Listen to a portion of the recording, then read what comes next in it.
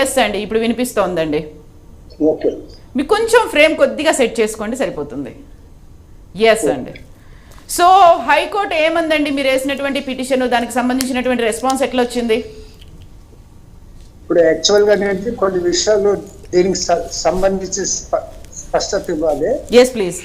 October 21వ తేదీన మేడిగడ్డ దగ్గర అక్కడ లోపాలు ఉన్నట్టు తేలింది. ఆ తర్వాత సెంట్రల్ డ్యామ్ సేఫ్టీ అథారిటీ అనేది విజిట్ చేసిన తర్వాత నవంబర్ 1 నాడు అనేది వారు డిజైన్ లో నిర్మాణంలో లోపాలు ఉన్నాయనేసి స్టేట్ గవర్నమెంట్ కు ఒక లేఖ రాయటం జరిగింది. దాని తర్వాత మేము 3వ తారీఖు నాడు మేము ఒక లేఖ అనేది ప్రెసిడెంట్ ఆఫ్ ఇండియాకు, ఎలక్షన్ కమిషన్ కు, డ్యామ్ సేఫ్టీ అథారిటీకి ఒక లేఖ రాయటం జరిగింది. అప్పట్లో ఎన్నికల కోడ్ ఉన్నది కాబట్టి అందుకే ఎన్నికల కమిషన్ కు లేఖ రాయటం జరిగింది. దీనిపై తదుపరి చర్యలు తీసుకునేసి సరిదిద్దే కార్యక్రమాలు చేయాలనేసి సిఓ వికాస్ రాజ్ గారు 7th నవంబర్ నాడు చీఫ్ సెక్రటరీ గారికి ఒక లేఖ రాయటం జరిగింది, మా ఫార్వర్డ్ చేసుకుంటూ.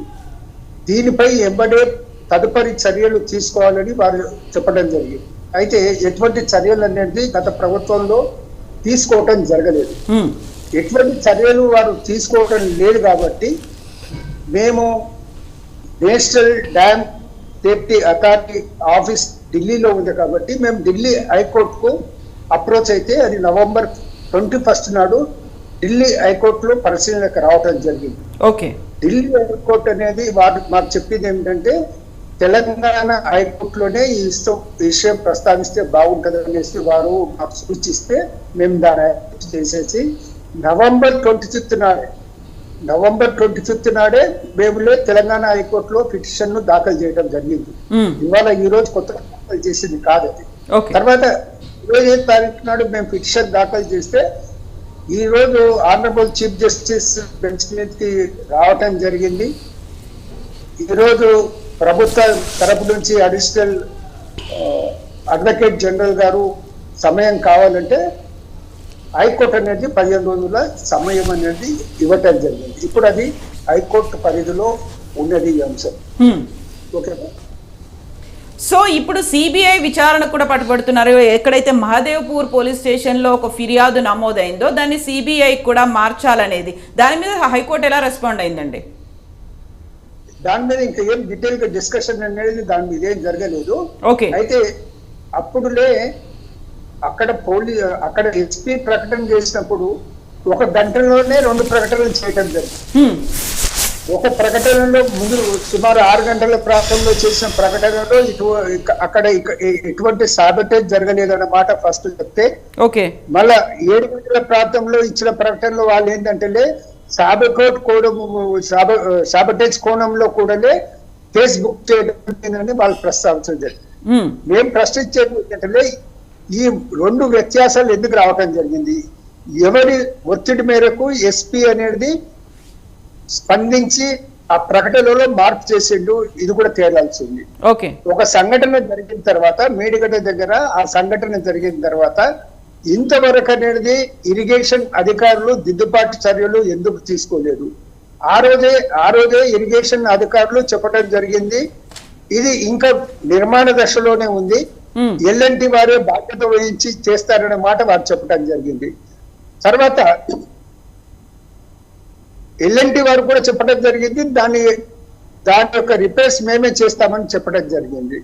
అదే మాటను గారు కూడా చెప్పడం నవంబర్ 28 నాడు ఏదో వారు కూడా చెప్పడం జరిగింది. అది ఇప్పుడు ఎల్ఎన్టీ స్టాండ్ లో ఎందుకు మార్పు వచ్చింది, ఎందుకు ఉదాసీనత అనేది అప్పుడున్న ప్రభుత్వం ఉదాసీన వైఖరి ఎందుకు అవలంబించింది? తర్వాత ఇప్పుడు కొత్త ప్రభుత్వం వచ్చిన తర్వాత రేవంత్ రెడ్డి గారు చీఫ్ మినిస్టర్, ఉత్తమ్ కుమార్ రెడ్డి గారు ఇరిగేషన్ మినిస్టర్ అయిన తర్వాత ఏ రకంగానైతే స్టెప్స్ తీసుకున్నారు ఈ 4-5 రోజుల్లోనే, అదే రకంగానే అప్పుడున్న గవర్నమెంట్ అనేది ఆ స్టెప్స్ తీసుకుంటుంటే సిచ్యువేషన్ డిఫరెంట్ గా ఉంటుంది. ఇప్పటి వరకు కూడా ప్రజలకు స్పష్టత లేదు, అసలు అక్కడ ఏం జరిగింది, లోపాలు ఏమున్నవి, అది అసలుకులే కొందరిలో అసలుకులే ఆ మేడిగడ్డ దగ్గర ఉన్న ఆ బ్యారేజ్ అనేది ఇప్పుడు అసలుకులే ఉపయోగంలో ఉండే పరిస్థితుల్లో లేదన్న మాట చెప్తా ఉన్నారు.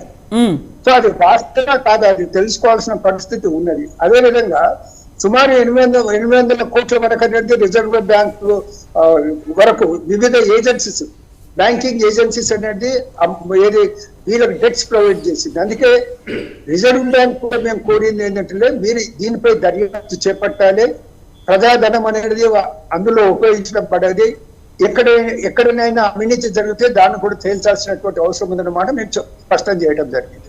ఓకే, సో ఇప్పుడు 2 వారాల్లో నివేదిక ఇవ్వాలి కంప్లీట్ గా అంటూ హైకోర్టు చెప్పింది. ఎవరిని నివేదిక ఇవ్వమంది? ఎల్ఎన్టీనా లేకుంటే ప్రభుత్వానా, ఇరిగేషన్ డిపార్ట్మెంట్నా? అంటే ఇప్పుడు ఆర్డర్ లో ఏం చెప్పిందో ఇంకా స్పష్టంగా రాలేదు. నాకు తెలిసినంత వరకు అడిషనల్ అడ్వకేట్ జనరల్ గారు 15 రోజుల సమయం జవాబు ఇవ్వటానికి కోరేది. ఓకే, 15 రోజుల గడువు అనేది ప్రభుత్వానికి ఇవ్వటం జరిగింది. సో ఈ రోజు ఎల్ఎన్టీ ప్రతినిధులు కూడా హాజరయ్యారు నిరంజన్ గారు హైకోర్టులో. సమయం కోరింది మాత్రం అడిషనల్ అడ్వకేట్ జనరల్ కోరిండ్రు. మిగతా అన్ని డిపార్ట్మెంట్ కు సంబంధించిన వారు ఒకల్తానామా సబ్మిట్ చేయడం జరిగింది. ఓకే, సో మీరు ఎల్ఎన్టీతో ఏమైనా మాట్లాడారా? వాళ్ళ దగ్గర నుంచి వచ్చినటువంటి రెస్పాన్స్ ఎలా ఉందండి? మీరు పిటిషన్ వేశారు హైకోర్టులో అన్నప్పుడు. కాదు, వ్యక్తిగతంగా మేము మాట్లాడే సమస్య ఉండదు అది ఎవరితో కూడా. మేములే ప్రభుత్వ పరంగానే దానిపై యాక్షన్ కావాలని కోరుతున్నాం. ప్రభుత్వం అనేది గతంలో ఉన్న ప్రభుత్వం స్పందించని కారణాన చీఫ్ సెక్రటరీకి అనేది సిఓ వికాస్ రాజు గారు లెటర్ రాసిండ్రు November 7th తదుపరి యాక్షన్ తీసుకోమని. దాని మీద చీఫ్ సెక్రటరీ గారు ఏం చర్యలు తీసుకోలేదు. ఇప్పుడు వచ్చిన గవర్నమెంట్ ఏంటంటే దాని మీద ఇనిషియేటివ్ తీసుకోవడం జరుగుతుంది. మేము ఇండివిజువల్ గా ఏ డిపార్ట్మెంట్ అనేది క్వశ్చన్ చేయడం అనేది సమస్య ఉత్పన్నం కాదు. మేము ఏది చేసినా కానీ త్రూ గవర్నమెంట్ చేంజ్ అయింది కాబట్టి త్రూ గవర్నమెంట్ మరియు హైకోర్టు ద్వారానే మేము ముందుకెళ్తాం. సో ఇప్పుడు బీజేపీ కూడా డిమాండ్ చేస్తోంది. రఘునందన్ రావు ఒక కీలకమైనటువంటి డిమాండ్ చేశారు, సిబిఐ ద్వారా విచారణ జరిపించాలి అనేటువంటి మాట. అసలు దోషి ఎవరో బయటపడుతుంది అంటూనే 2008లో వైఎస్ రాజశేఖర రెడ్డి హయాంలోనే కాళేశ్వరంపై ఒక సమీక్ష జరిగింది. 160 టీఎంసీలతో 12 లక్షల ఎకరాలకు సాగునీరు ఇచ్చేలా ప్రతిపాదన చేశారు వైఎస్ రాజశేఖర రెడ్డి అనేది. ఇప్పుడు ఏంటంటే రఘునందన్ గారు వారు మేధావులు, హైకోర్టు సీనియర్ అడ్వకేట్ కూడా. ఇప్పుడు హైకోర్టు పరిధిలో అనేది ఈ అంశం ఉంది. ఇవాళ నుంచి హైకోర్టు పరిధిలోకి వచ్చింది. ఏ నిర్ణయం అయినా కానీ హైకోర్టు యొక్క తీర్పు ప్రకారం వాళ్ళ నిర్ణయం ప్రకారం జరుగుతుంది. అయితే 2-3 రోజుల క్రితమే చీఫ్ మినిస్టర్ రేవంత్ రెడ్డి గారు ప్రకటించడం జరిగింది, సిట్టింగ్ జడ్జితో అనేది పూర్తి స్థాయిలో విచారణ జరుపుతామనే మాట చీఫ్ మినిస్టర్ గారు చెప్పడం జరిగింది. ఇప్పుడు కోర్టు పరిధిలో ఉంది కాబట్టి కోర్టు అల్టిమేట్ గా ఏ నిర్ణయం తీసుకుని ఏ విధంగా సూచిస్తే, ప్రభుత్వానికి సూచిస్తే, ఏ విధంగా మాకు సూచిస్తే మేము ఆ విధంగా ఫర్దర్ మూవ్ అవుతాం. సో నిరంజన్ గారు, మీరు కూడా వెళ్ళి చూసొచ్చారా మేడిగడ్డ ఎక్కడ 2 PS కుంగిపోయాయి అనుకున్నప్పుడు అక్కడ ఏ లోపం జరిగింది, ఎందువల్ల అయింది అనేది? అంటే వ్యక్తిగతంగా నేను పోయి చూడలేదు, కానీ ఎవరైతే అక్కడ ఉన్నవారు ఉన్నారో మా ఎలక్షన్ కమిషన్ కోఆర్డినేషన్ కమిటీ సభ్యులు అనేది అక్కడ ఉన్నారు, వారు అక్కడ పోయి చూడటం జరిగింది. వారు కూడా బాధితులు, అక్కడ ఈ డ్యామేజ్ తోటి వారు కూడా బాధితులు. వారులే మాకు అనేది రిపోర్ట్ చేయడం జరిగింది. అక్కడ ఏవైతే లోపాలు ఉన్నావో ఆ లోపాల గురించి అనేది రిపోర్ట్ చేయడం జరిగింది. సో ఓవరాల్ గా అక్కడ ఏ లోపం ఉందని మీరు అనుకుంటున్నారండి? నిర్మాణ పరంగా నాణ్యతాపరమైనటువంటి లోపాలు ఉన్నాయా, లేకుంటే డిజైన్ పరంగానే లోపం ఉంది అనుకుంటున్నారా మీరు? ఇప్పుడు కేసీఆర్ గారే చెప్పడం జరిగింది, బీఆర్ఎస్ వారు చెప్పడం జరిగింది. మొత్తం కాళేశ్వరం డ్యామేజ్ కు సంబంధించి రూపకల్పన చేసిందే కేసీఆర్ గారు అనే మాట ఆయన చెప్పడం జరిగింది గతంలో. వారు బీఆర్ఎస్ వారు చెప్పడం జరిగింది. సో ఆయన చేసిన డిజైన్ లో ఇప్పుడు లోపాలు కనబడుతున్నాయి. సెంట్రల్ డ్యామ్ సేఫ్టీ అథారిటీ చాలా స్పష్టంగా పేర్కొనడం జరిగింది, వాళ్ళు నిపుణులు. అందుకు ఆడియో మ్యూట్ అయిందండి. మాట చెప్పడం జరిగింది. ఇంకో విషయం వినబడుతుంది ఏంటంటే అసలు దానికి మొత్తానికి రిపేర్ చేసే పరిస్థితే లేదు. మొత్తం మేడిగడ్డ ఆ బ్యారేజ్ కు సంబంధించి మొత్తం అది వేస్టేజ్ కిందనే పోతుంది అనే మాట కూడా చెప్పడం జరుగుతుంది. ఓకే, ఫర్దర్ నీటిపారుదల సౌకర్యాలకు ఎటువంటి వినియోగ యోగ్యంగా ఉండే పరిస్థితి లేదనే మాట కూడా చెప్పడం జరుగుతుంది. దాని గురించి నిపుణులు అనేది దాని మీద ఎంబడే స్పందించి దానిపై వాస్తవాలు ఏందో బయట పెట్టాల్సినటువంటి అవసరం ఉంది. సుమారుగా 2 నెలలు కావస్తున్నా కానీ గత ప్రభుత్వం నిద్రమత్తులో ఉన్నందుకు, అధికారులు నిద్రమత్తులో ఉన్నందుకు ఇప్పటి వరకు కూడా వాస్తవ పరిస్థితులు ఏందనేది ప్రజలు తెలుసుకోలేనటువంటి పరిస్థితుల్లో ఉన్నారు. సో కేవలం మేడిగడ్డ బ్యారేజ్ మాత్రమే సాగునీటి రంగానికి లేకుంటే నీటిపారుదల కోసం ఉపయోగపడదా, లేకుంటే మిగిలినటువంటి అన్నారం సుందిల్లా బ్యారేజీలు కూడా ఉపయోగపడవా? వాటిపై కూడా అనుమానాలు వ్యక్తమవుతున్నాయి.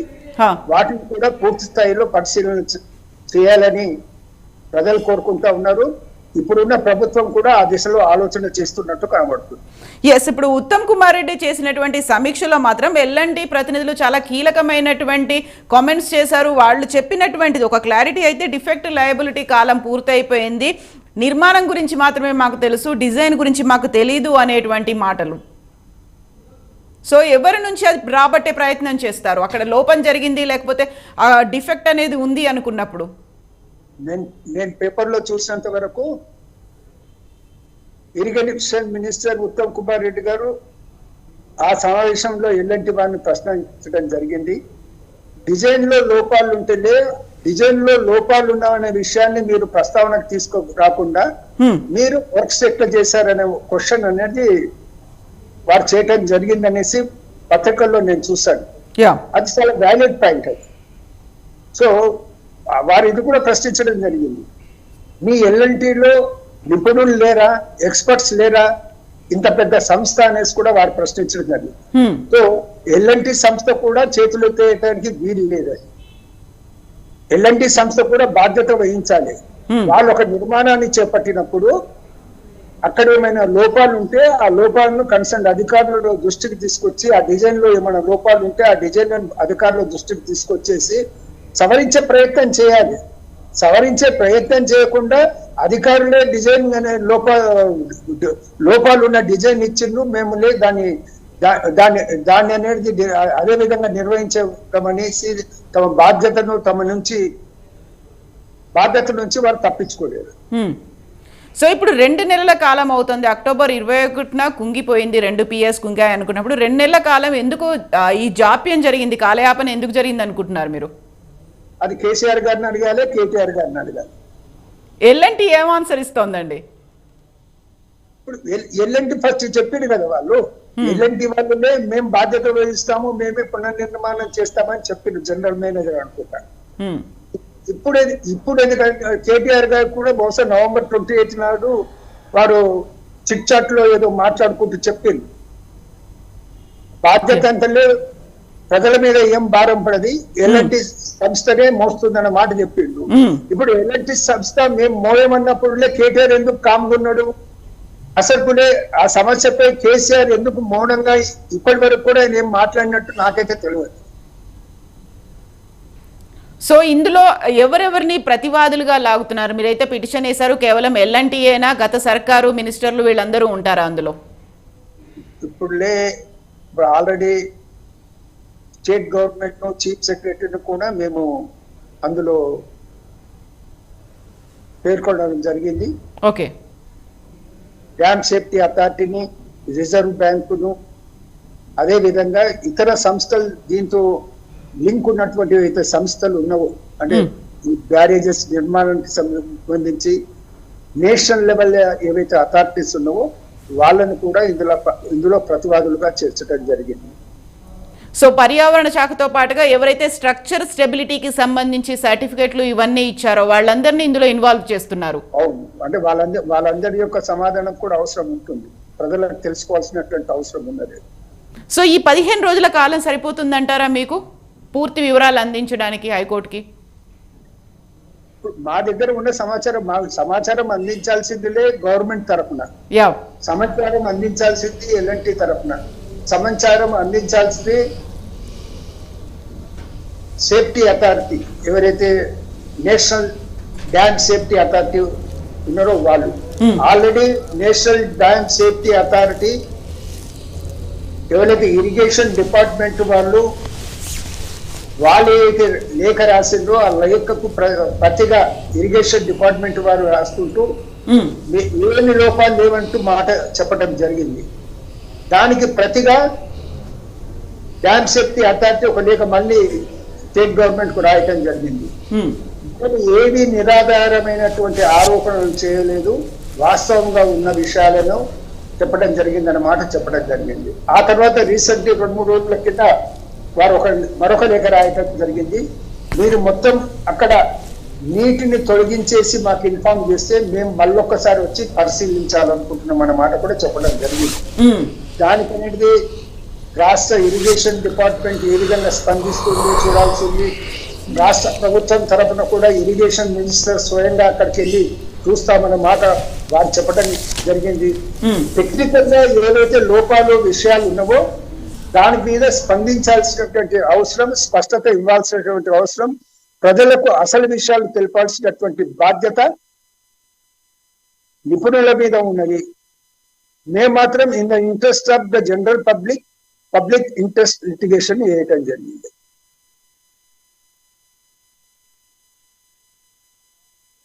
అయితే ఇప్పుడు 15 రోజుల కాలం అనేది వాళ్ళ దగ్గర నుంచి ఎలా రెస్పాన్స్ వస్తుంది? ఇప్పుడు సెంట్రల్ గవర్నమెంట్ కూడా ఇందులో ఇన్వాల్వ్ అయిపోయింది. అసలు కాళేశ్వరం ప్రాజెక్టులకి జాతీయ హోదా ఇవ్వలేదు, నిధులు కేటాయించలేదు అని కేసీఆర్ సర్కార్ చెప్పినప్పటికి కూడా అక్కడ పర్యావరణ శాఖ అనుమతులతో పాటుగా మిగతా అనుమతులన్నింటినీ కేంద్ర ప్రభుత్వం అయితే కేటాయించింది. అందులో ఎక్కడ లోపం జరిగింది అనుకుంటున్నారు మీరు? ఇప్పుడు వాళ్ళ స్వయంగా చెప్తారు కదా, సేఫ్టీ అథారిటీ కూడా కోర్టుకు చెప్తుంది. అవును, లోపాలు ఉన్నావో వాళ్ళు చెప్తారు. అదే విధంగా ఎల్ఎన్టీ సంస్థ ఏం చెప్పాలనో వాళ్ళు చెప్తుంది. ఇప్పుడు అన్నిటి ఇప్పుడు స్టేట్ గవర్నమెంట్ సంబంధించిన ఇరిగేషన్ డిపార్ట్మెంట్ మళ్ళీ డ్యామ్ సేఫ్టీ అథారిటీ మధ్యలో వాళ్ళ కన్వెన్షన్స్ లో విభేదాలు ఉన్నాయి, డిఫరెన్సెస్ ఉన్నాయి. అదేంటో ముందుకు వస్తే తెలుస్తుంది కదా, కోర్టు అబ్జర్వ్ చేస్తుంది కదా. ఎస్, సో మీరు కరెక్ట్గా ఎన్నికల ముందే రైతు బంధుకు సంబంధించి కూడా ఈసీ దగ్గరికి వెళ్ళారు, దాన్ని ఆపేలా చేశారు అనేటువంటి పర్టికులర్గా ఒక కామెంట్ కావచ్చు, ఆరోపణలు అనేవి మీ మీదే వచ్చాయి కదా అప్పుడు కూడా. కాదండి, ఇప్పుడు ఒకటి ఏంటంటే స్పష్టంగా ఈ విషయంలో ఒక క్లారిటీ అవసరం ఉంది. వీటిలే రైతు బంధుకు వ్యతిరేకంగా లేము, ముందే చెప్పాం. మా పిసిసి అధ్యక్షుడు ఉత్తమ్ కుమార్ రెడ్డి గారు వారు కూడాలే ఎలక్షన్ కమిషన్లు నోటిఫికేషన్ షెడ్యూల్ రాకముందే ఎలక్షన్ కమిషన్ ను కలిసినప్పుడు వాళ్ళు రైతు బంధును ఆపమని ఎప్పుడు కోరలేదు. రైతు బంధు ఇచ్చేది ఏందో ఈ షెడ్యూల్ వచ్చే ముందే ఏమని చెప్పడం జరిగింది. ఇంతకు ముందు ఎట్లయితే ఎలక్షన్ డేనే పోలింగ్ డే నాడు పడ్డదో ఆ విధంగా కాకుండా చూడమని వారు చెప్పడం జరిగింది. అయితే చివరకు 3-4 రోజుల ముందనేది ఎలక్షన్ కమిషన్ అనేది వాళ్ళకి గ్రీన్ సిగ్నల్ ఇచ్చింది. అందులో ఒక నిబంధన కూడా ఉంది, ఎలక్షన్ పర్పస్ గా యూజ్ చేసుకోవద్దు అన్నమాట చెప్పడం జరిగింది. వీరు హరీష్ రావు గారు ఒక సమావేశంలో మాట్లాడుతూ టీవీలో మేము చూడటం జరిగింది. ఇక ఈ మంగళవారం నాడు మీరు మార్నింగ్ లేసేసి స్నానం చేసేసి రెడీ అయ్యేసి మీరు టిఫిన్ చేసే లోపల మీ ఫోన్లు మోగుతాయి, మీకు రైతు బంధు అమౌంట్ అనేది బ్యాంకులో పడ్డదని మెసేజ్ వస్తుంది అనేసి వారు చెప్పినది. ఎలక్షన్ కమిషన్ అనేది పొలిటికల్ పర్పస్ కు ఎలక్షన్ పర్పస్ కు యూజ్ చేసుకోవద్దు ఈ అంశాన్ని చెప్పిన తర్వాత ఆయన మాట్లాడటం జరిగింది. దానికి బాధ్యత హరీష్ రావు అదే బీఆర్ఎస్ అది. మేము కేవలం నేను ఎలక్షన్ కమిషన్ కు లెటర్ రాసింది, ఆయన టీవీ ఛానల్లో ఆయన మాటలు మాట్లాడిన తర్వాత మీరు వారిని ఎలక్షన్ పర్పస్ కు ఎలక్షన్ క్యాంపెయిన్ లో ఈ రైతు బంధు అంశాన్ని ఉపయోగించకుండా చూడండి. మేము ఎక్కడ కూడా రైతు బంధును రైతు బంధును రైతులకు జరిగే లాభాన్ని ఆపమని ఎక్కడా కోరలేదు. కానీ వారు కాంగ్రెస్ ను బ్లేమ్ చేయాలని, నన్ను బ్లేమ్ చేయాలని వాళ్ళ మీటింగ్ లో కేసీఆర్, కేటీఆర్ తర్వాత హరీష్ రావు గారు కూడా నా పేరు తీసుకొనేసి ప్రచారం చేసి నాకు పబ్లిసిటీ ఇచ్చింది వాళ్ళు. నేను ఎంబడే రిజైండర్ ఇచ్చాను వాళ్ళకు.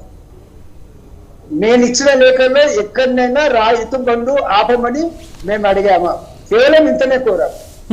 ఎలక్షన్ కమిషన్ ఏదైతే ఈ అంశాన్ని ఎన్నికల ప్రచారంలో వాడుకోవద్దని చెప్పడం జరిగిందో అలా వాడుకోకుండా చూడండి అని మాత్రం చెప్పడం జరిగింది.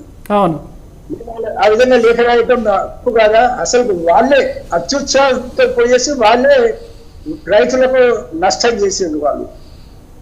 సో ఇప్పుడు రేవంత్ రెడ్డి సర్కార్ రైతులకి న్యాయం జరగాలి అంటే, నష్టం చేయకుండా చూడాలి అంటే రైతు భరోసా, సో అది ఎప్పటిలోగా అరుగుతుంది అనుకుంటున్నారు మీరు? దీనికి కూడా లెక్కలు చెప్తున్నారా, లేకుంటే దీన్ని పెండింగ్ లో పెడుతున్నారా? అంటే ప్రభుత్వం అనేది అన్ని విధాల ఆలోచనలు చేస్తా ఉన్నారు. ఓకే, త్వరితగతిన మా మేనిఫెస్టోను, మా 6 గ్యారెంటీస్ అమలు చేసే ప్రయత్నం చేస్తా ఉన్నాం. అందుకే రాష్ట్రంలో ఉన్నటువంటి ఆర్థిక వ్యవస్థ ఏ విధంగా ఉందో తెలపటానికి గాను 2 రోజులు శాసనసభ సమావేశాలు ఏర్పాటు చేసేసి ఆర్థిక పరిస్థితులపై ఒక శ్వేతపత్రం కూడా పబ్లిష్ చేయబోతున్నారు మా ప్రభుత్వం. ఓకే, పబ్లిక్ అనేది అన్ని విషయాలు స్పష్టంగా తెలుస్తాయి. మా కమిట్మెంట్ అయితే ప్రజలకు, అన్ని వర్గాల వారికి, రైతులకు, యువకులకు, నిరుద్యోగులకు అందరికీ లాభం, మహిళలకు అందరికీ లాభం చేయాలనే ప్రయత్నం మేము తప్పకుండా చేస్తాం. మా కమిట్మెంట్ తప్పకుండా అదే విధంగా ఉంటుందన్నమాట మనం చేస్తాం. ఎస్ అండి, thank you so much Niranjan గారు. మళ్ళీ మనం మాట్లాడుకుందాం.